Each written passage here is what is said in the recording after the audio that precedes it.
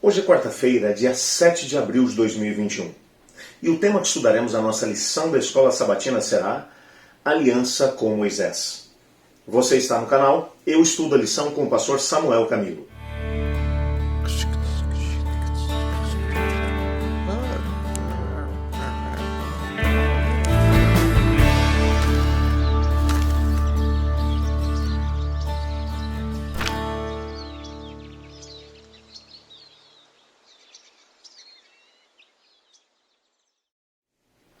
Para entendermos a aliança que Deus fez com Moisés, ou a aliança que ele fez com o povo de Israel através de Moisés, precisamos nos lembrar do momento em que Israel estava vivendo. Deus havia aparecido a Abrão, estudamos sobre a aliança de Deus com Abrão no dia de ontem. Se você quiser reprisar um pouco daquilo que estudamos ontem, vai ser importante para entender aquilo que nós vamos estudar hoje dentro da aliança de Deus com Israel através de Moisés. Desde o capítulo 15, quando Deus havia aparecido para Abrão e havia dito, 15 de Gênesis, onde Deus tinha dito para Abrão, olha, eu vou dar essa terra para você e para os seus descendentes, mas vai ser daqui a 400 anos, porque a medida da iniquidade dos amorreus e dos cananeus que aqui se encontram ainda não atingiu o seu limite. Eu ainda quero entregar mais graça para esse povo que aqui está, para que eles tenham a possibilidade de me conhecer.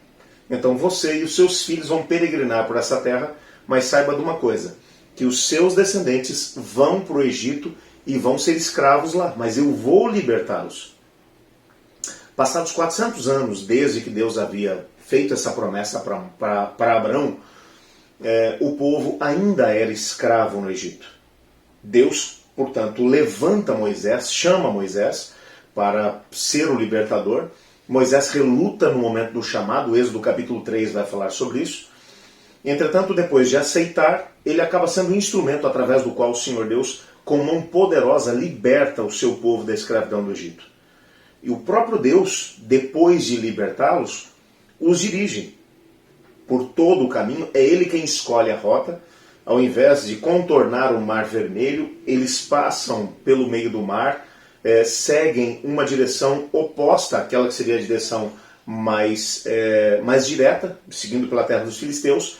E Moisés vai explicar por que Deus escolheu a outra rota, a rota pelo deserto, porque Deus não queria que eles conhecessem a guerra logo de início com os piores de todos os cananeus da altura, ou pelo menos os mais violentos deles, que eram os filisteus. Então Deus fez um trajeto mais distante, para que eles não tivessem um embate tão cruel logo de início com o grupo dos filisteus. Quando eles chegam, em todo o processo, eles estão indo, quem está dirigindo é a nuvem. O livro de Números vai mencionar, no capítulo 12, vai mencionar que quando a nuvem se levantava, o povo se organizava para iniciar a marcha. E eles seguiam a nuvem. Quando a nuvem começava a se mexer, eles iam atrás dela. Quando ela parava, eles acampavam naquele lugar. Portanto, era Deus quem dirigia todo o percurso, a velocidade, era Deus quem os dirigia. Deus os levou diretamente até a Península do Sinai. E quando eles chegaram ali naquela região, na Península do Sinai, Deus, durante 2 anos, eles ficaram acampados ali. E nesses 2 anos, o Senhor Deus deu a eles leis, deu a eles estatutos, deu a eles leis de saúde, leis civis, leis morais, para poder ajudar esse povo que tinha passado 230 anos na escravidão do Egito e que agora precisavam saber do básico dos básicos. Como, por exemplo, Deus deu a eles leis que regiam a contenção de doenças infecciosas. Deus teve que ensinar para eles o básico dos básicos. Se você ler o livro de Levíticos, por exemplo, Deus teve que dizer para eles assim, olha, quando vocês forem fazer as necessidades fisiológicas de vocês, não façam em qualquer lugar. Vão para um lugar lá de fora do acampamento, cavem um buraco, cada israelita deve andar com uma pazinha, cavem um buraco, faça ali suas necessidades e tape depois com areia. Deus teve que ensinar isso para eles. A ideia do que Deus estava tentando fazer com eles não era como algumas pessoas dizem, não, essa aliança que Deus fez com eles foi uma aliança baseada na lei, eles tinham que fazer para ser aceitos. Em nenhum momento isso acontece. Primeiro Deus liberta o seu povo da escravidão, depois os leva para a Península do Sinai. E então, quando ele vai apresentar a sua lei mais conhecida, o Decálogo, os 10 mandamentos, de Êxodo capítulo 20, ele vai dizer assim, ó, eu sou, versículo 1 diz, eu sou o Senhor teu Deus que te tirou da terra do Egito, da casa da servidão. Por isso, não terás outros deuses diante de mim, não farás para ti mais esculturas e assim por diante. Antes de Deus dar as leis, ele menciona quem ele é e o que ele fez. Ele já libertou, ele já salvou. Uma vez que eles estão libertos e salvos, que a graça de Deus já agiu sobre eles e vai continuar agindo a partir daquele momento, Deus começa a trabalhar agora os conceitos de atitudes equivocadas que eles vinham tomando. Por isso, Deus estabelece as leis. As leis, na perspectiva de Israel enquanto nação, tinham exatamente a mesma razão de ser que as leis que o Senhor Jesus deu no Novo Testamento. Lembre-se que Jesus fazia exatamente a mesma coisa. Ele disse, venham a mim todos que estão cansados, sobrecarregados, eu vos aliviarei.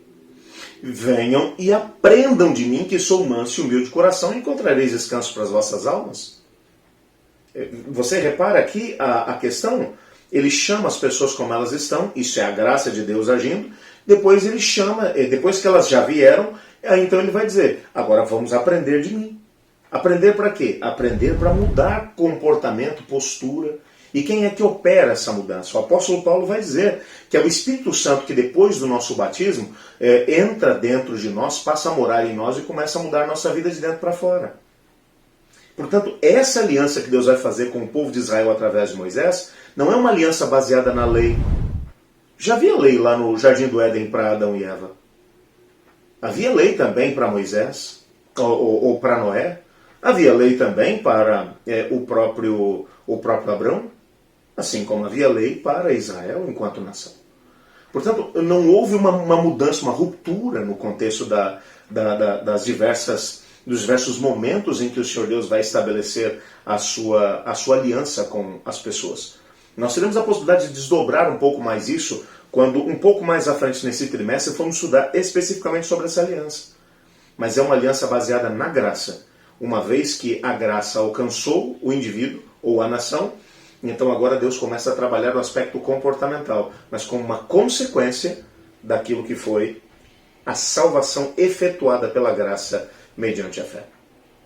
Eu gostaria de orar a Deus, agradecendo ao Senhor por essa graça maravilhosa e por essa fé que Ele coloca no nosso coração, que responde à graça que o Senhor nos dá. Vamos orar nesse momento? Obrigado, Senhor, porque em Tua palavra descobrimos que a Tua graça é a única capaz de nos salvar. Também queremos reagir pela fé e permitir que a Tua graça tome posse da nossa vida. Queremos pedir também que o Espírito de Deus escreva Suas leis no nosso coração, para não pecarmos contra Ti. E se pecarmos, que a Tua graça continue agindo e nos perdoando. Pois é em nome de Jesus que oramos. Amém. Eu estudo a lição. E você?